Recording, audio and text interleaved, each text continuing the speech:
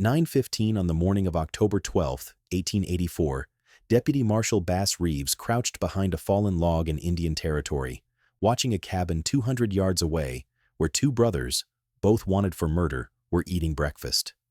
He had no backup. His horse was tied a mile back. The outlaws had killed the last 3 lawmen sent after them. Smoke rose from the chimney. Through the cabin's single window, Reeves could see movement. 2 shapes.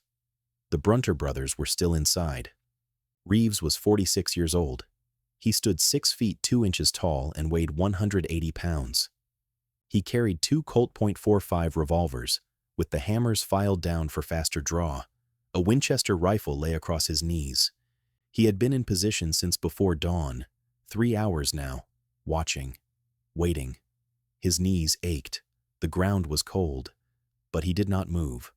What the Brunter brothers didn't know was that the man in the brush had been born a slave in Arkansas, had escaped during the Civil War, and had spent 20 years learning every game trail, river crossing, and hideout in 75,000 square miles of territory. He could not read the warrants he carried, but he had memorized every word. He had arrested over 200 men. He had killed 14 in self-defense. And in all those arrests, through all those gunfights and ambushes and long rides through country where the law meant nothing, he had never failed to bring a man back. The federal judge in Fort Smith had told him the Brunters were too dangerous. "Send a posse," the judge said. Reeves had looked at the warrant. 2 men, murder, armed and dangerous, and shook his head. "A posse makes noise," he said. "I'll go alone." The clerk in the marshal's office had laughed, not to Reeves's face, but Reeves heard it.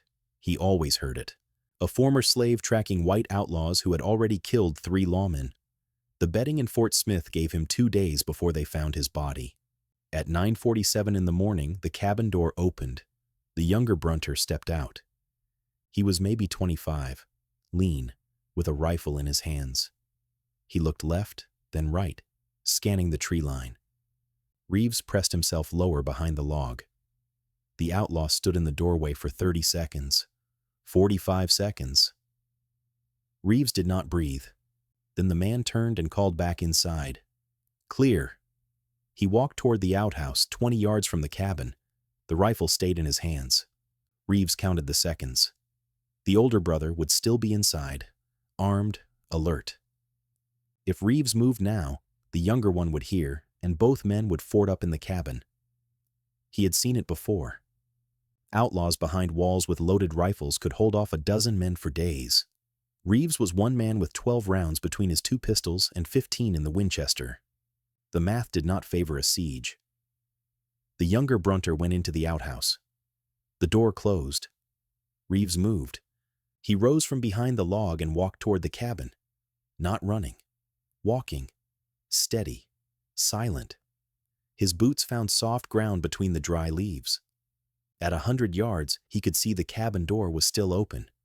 At 75 yards, he heard the older brother moving inside, the scrape of a chair, the clink of a coffee cup on a table. At 50 yards, Reeves stopped.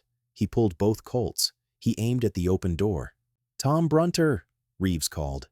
His voice was calm, loud enough to carry. "This is Deputy U.S. Marshal Bass Reeves. You are under arrest for the murder of Samuel Wade. Come out with your hands showing." For 3 seconds, nothing moved. Then the chair scraped again. Fast this time. The coffee cup shattered on the floor. Reeves heard boots on wood, running toward the back of the cabin.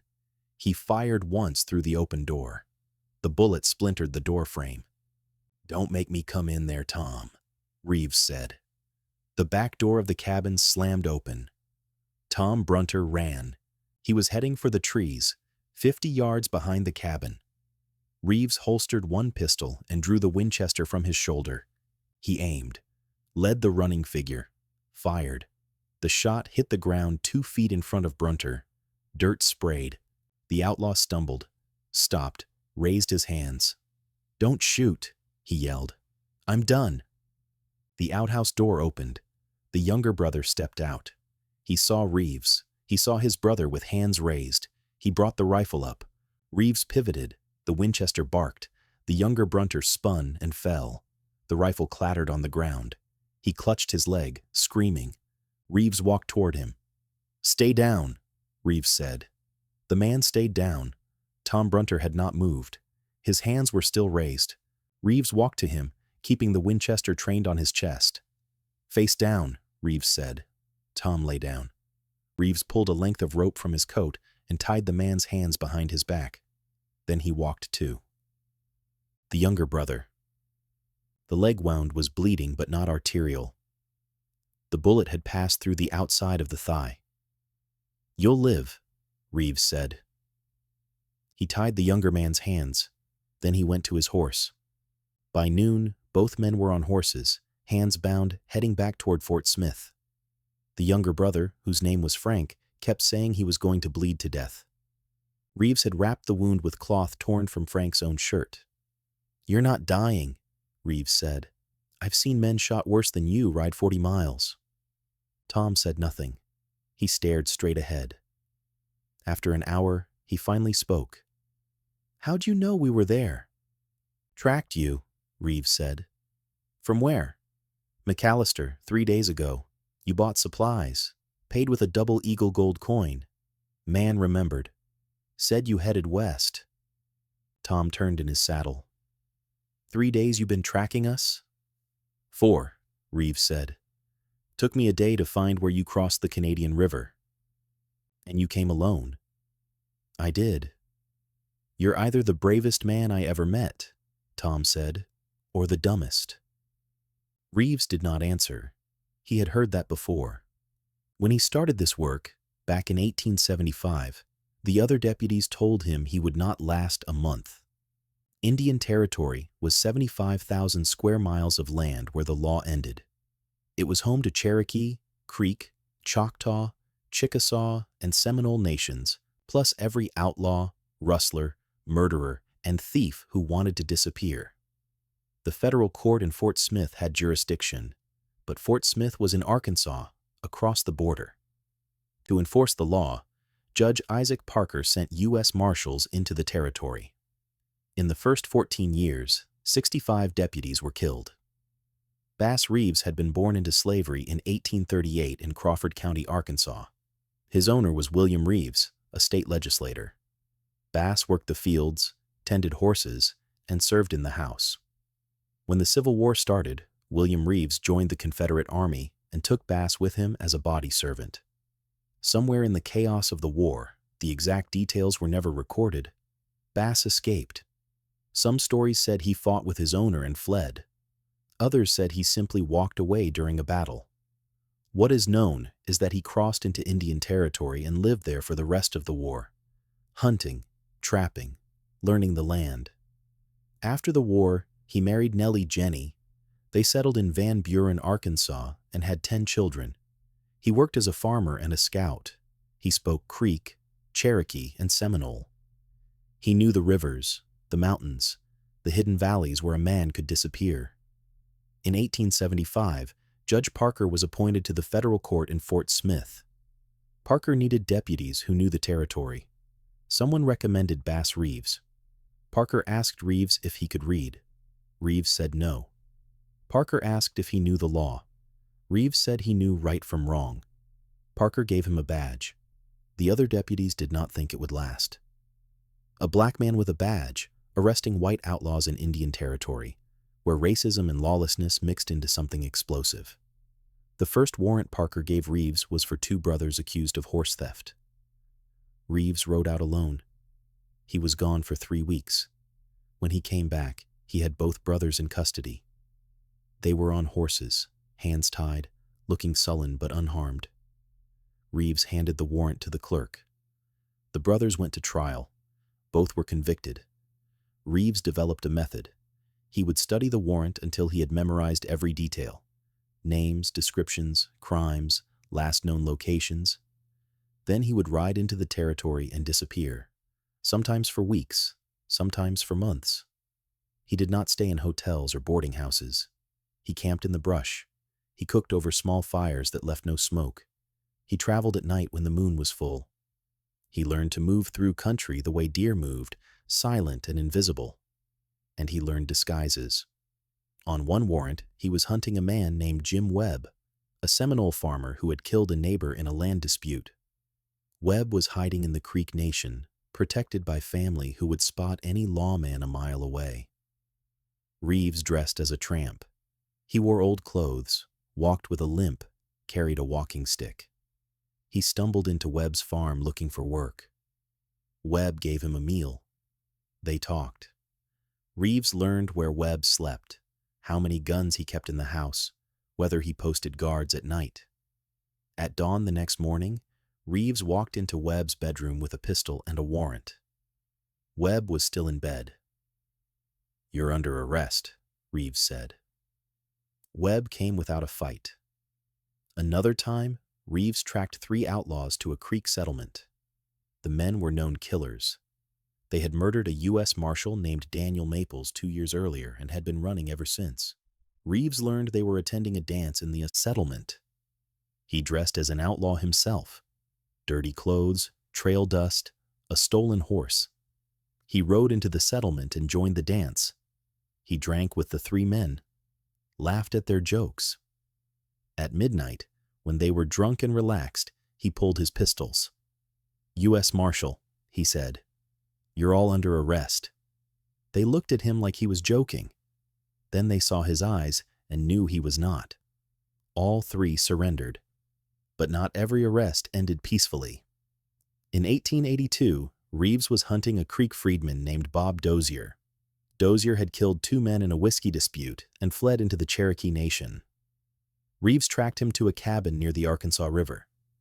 It was late afternoon. Reeves approached the cabin and called for Dozier to surrender.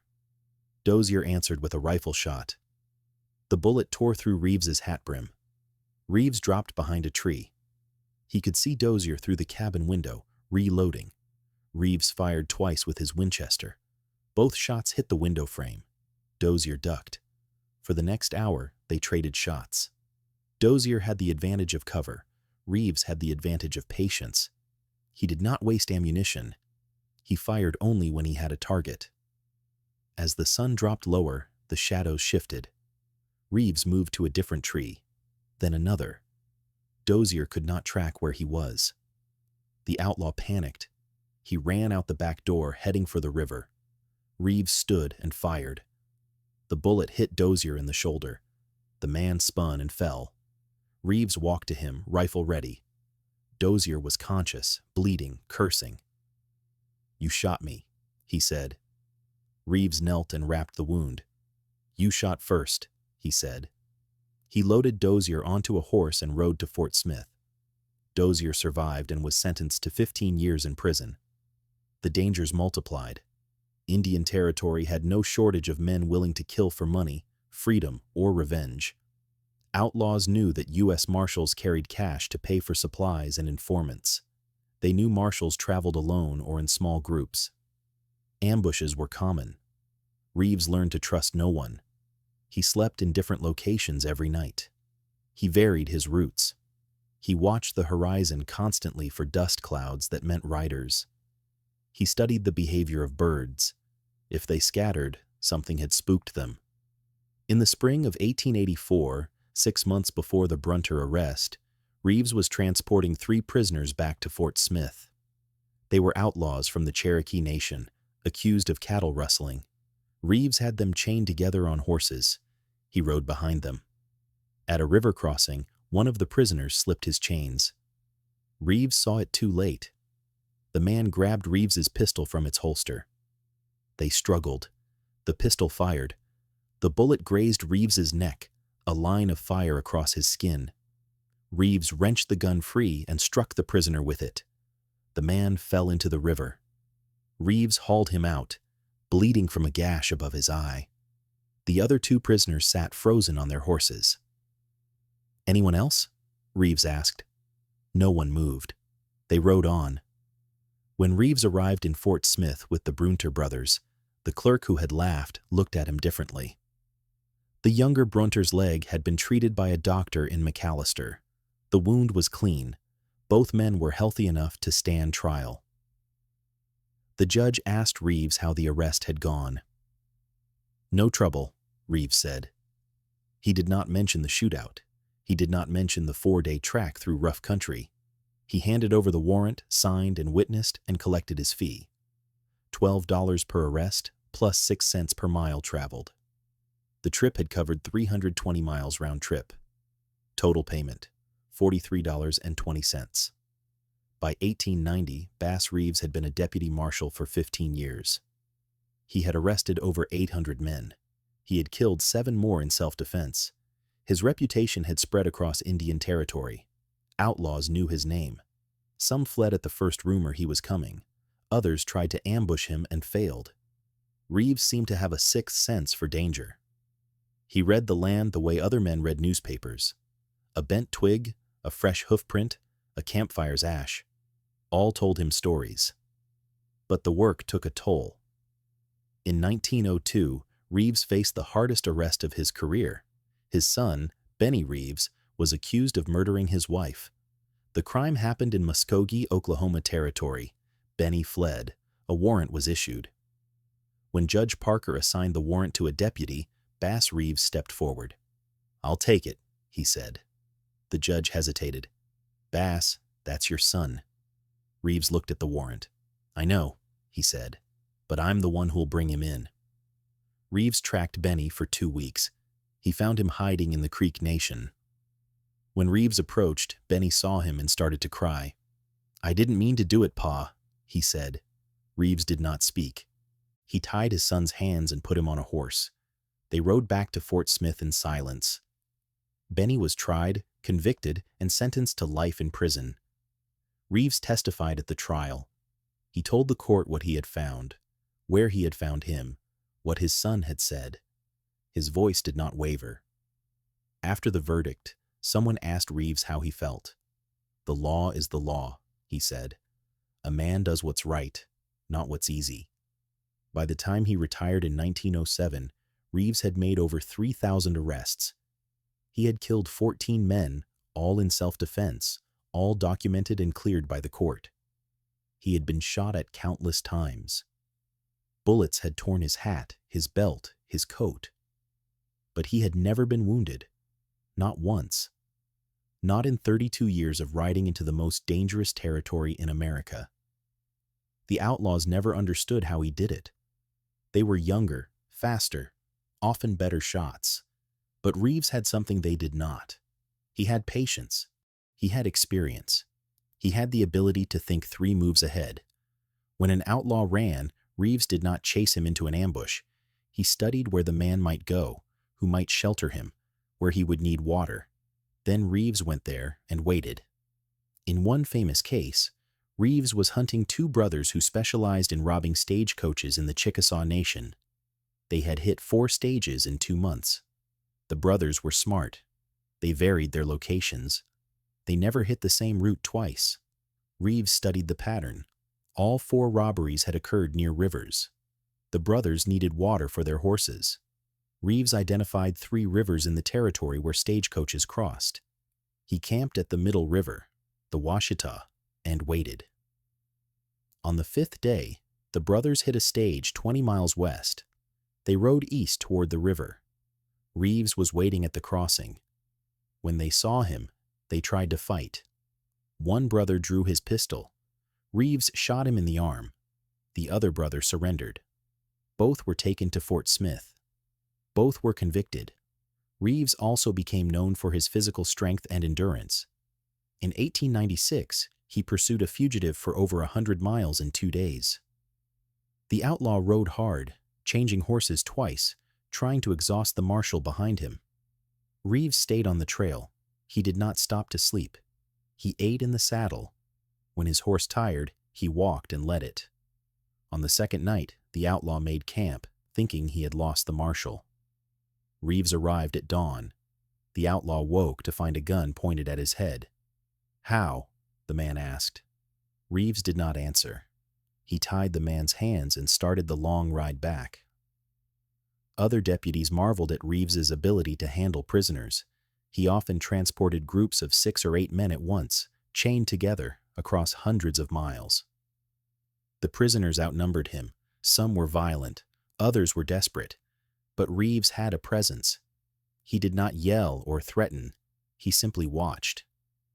And the prisoners knew, all of them knew, that if they tried to escape, tried to jump him, tried anything, he would respond with force they could not match. So they rode quietly. There was one exception. In 1895, Reeves was transporting 11 prisoners from the Creek Nation to Fort Smith. It was his largest group ever. 10 men and 1 woman, all chained. They were 2 days from Fort Smith when one of the men, a cattle rustler named Ned Fisher, started talking to the others. Fisher was strong, confident. He had been arrested before and had escaped before. He whispered to the others at night. Reeves heard the whispers but could not make out the words. On the 3rd day, as they crossed a creek, Fisher made his move. He slipped his chains. He had been working the lock for days, and lunged at Reeves. 2 other prisoners followed. Reeves dropped from his horse. He drew 1 pistol and fired. The shot hit Fisher in the chest. Fisher collapsed in the creek. The other 2 prisoners froze. Reeves aimed at them. "Anyone else?" he asked. The men backed away. Reeves checked Fisher. Dead. He loaded the body onto a horse and rode on. When he arrived in Fort Smith, the court clerk asked what happened. "Man tried to escape," Reeves said. "I stopped him." No charges were filed. The shooting was ruled justified, but the case that defined Reeves's career came in 1889. A gang of outlaws led by a man named Jim Webb, not the same Jim Webb as earlier, a different man with the same name, had been terrorizing the Chickasaw Nation for months. Webb's gang robbed trains, stages, and banks. They killed anyone who resisted. They were 8 men, all experienced gunfighters, all willing to die rather than hang. 3 marshals had gone after the gang. 2 were killed. The 3rd came back wounded and refused to go out again. Judge Parker called Reeves into his office. He handed him 8 warrants. "I need all of them," Parker said. Reeves studied the warrants. He asked about the gang's habits, their hideouts, their patterns. Parker told him everything the court knew. It was not much. The gang moved constantly. They had friends and family scattered across the territory who would warn them if a lawman came near. Reeves folded the warrants and put them in his coat. "I'll bring them in," he said. Reeves spent 2 months hunting the gang. He did not hunt all 8 at once. He hunted them one at a time. He identified the weakest member, a young outlaw named Billy Leach, who drank too much and talked too much in saloons. Reeves tracked Leach to a creek town. He waited outside the saloon until Leach stumbled out drunk. Reeves arrested him without a shot fired. Leach told Reeves everything he knew, where the gang camped, who brought them supplies, where they planned to hit next. Using Leach's information, Reeves found the gang's next target, a bank in Ardmore. He rode to Ardmore and waited. On October 3rd, 1889, at 10:15 in the morning, 6 members of the Webb gang rode into town. They tied their horses outside the bank. 3 men went inside. 3 stayed outside as lookouts. Reeves was across the street, sitting on a bench, dressed as an old man. He wore a fake beard and a shabby coat. His pistols were hidden under the coat. His Winchester was propped beside him like a walking stick. The robbery took 4 minutes. The gang members inside filled sacks with cash. The men outside watched the street. None of them noticed the old man on the bench. When the robbers came out of the bank, Reeves stood. He dropped the fake beard. He raised the Winchester. "U.S. Marshal," he shouted, "drop your guns." For a frozen second, no one moved. Then Jim Webb drew his pistol. Reeves fired. Webb went down. The other gang members scattered. 2 ran for their horses. Reeves fired again. 1 man fell. The other made it to his horse and rode hard out of town. The 3 men still inside the bank heard the shots. They came out shooting. Reeves dove behind a water trough. Bullets splinged off the metal. Reeves fired back. 1 gang member fell. The other 2 retreated back into the bank. A crowd had gathered. People were screaming, running for cover. Reeves reloaded the Winchester. He called to the men inside. "You're surrounded. Come out or I'm coming in." One of the men shouted back, "We got hostages." Reeves knew it was a bluff. He had watched them go in. There were no customers, just the bank clerk who had probably already fled out the back. Reeves waited. 10 minutes passed, then 20. Finally, the two men came out, hands raised. Reeves marched them into the street. 4 gang members captured or killed, 4 still free. Over the next 6 weeks, Reeves hunted the remaining gang members. He caught one trying to cross into Texas. Another surrendered in Muskogee after hearing that Reeves was coming. The final 2, brothers named Frank and Tom Davis, holed up in a cabin in the Arbuckle Mountains. Reeves tracked them there. He arrived at night. He did not call for them to surrender. He waited until dawn. When the brothers came out to check their horses, Reeves stepped from behind a tree. Both men went for their guns. Reeves shot Frank in the leg. Tom dropped his pistol and raised his hands. Reeves tied them both and rode to Fort Smith. The entire Jim Webb gang, 8 men, had been arrested or killed. The trials took 3 weeks. 7 men were convicted. 5 were hanged. 2 received life sentences. Jim Webb survived his wound but died in prison a year later. The newspapers in Fort Smith called it the greatest achievement in the history of the federal court. Judge Parker publicly commended Reeves. "You have done what no other deputy could do," Parker said. Reeves nodded. "I did my job," he said. After Judge Parker died in 1896, the federal court's jurisdiction over Indian Territory changed. Oklahoma was moving toward statehood. The wild days were ending. But Reeves kept working. He transferred to the Muskogee police force in 1907. He was 69 years old. He walked a beat for 2 years. He arrested drunks and broke up fights. It was quieter work, safer work, but it was still the law. Bass Reeves died on January 12, 1910, at his home in Muskogee. He was 71 years old. Nellie, his wife of 47 years, was at his side. The funeral was attended by hundreds: lawmen, outlaws he had arrested who had served their time, townspeople, tribal leaders. A former deputy named Floyd Wilson gave the eulogy. "Bass Reeves was the finest lawman I ever knew," Wilson said. "He never broke his word. He never backed down. And he never, not once, failed to bring a man to justice." The records from Fort Smith show 3,000 arrests over 32 years. 14 men killed in self-defense. 0 wounds. In a job where most deputies lasted less than 5 years, Reeves lasted 3 decades.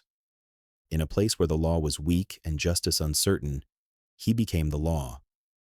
Outlaws who heard his name knew they had 2 choices: surrender or run, and running never worked. Reeves always found them. Years later, a writer named Fran Stryker was developing a radio show about a masked lawman who fought for justice in the Old West. Some historians believe Stryker heard stories about Bass Reeves, a lawman who worked alone, who could not be killed, who always got his man. The show was called The Lone Ranger. There is no definitive proof of the connection, but the parallels are striking.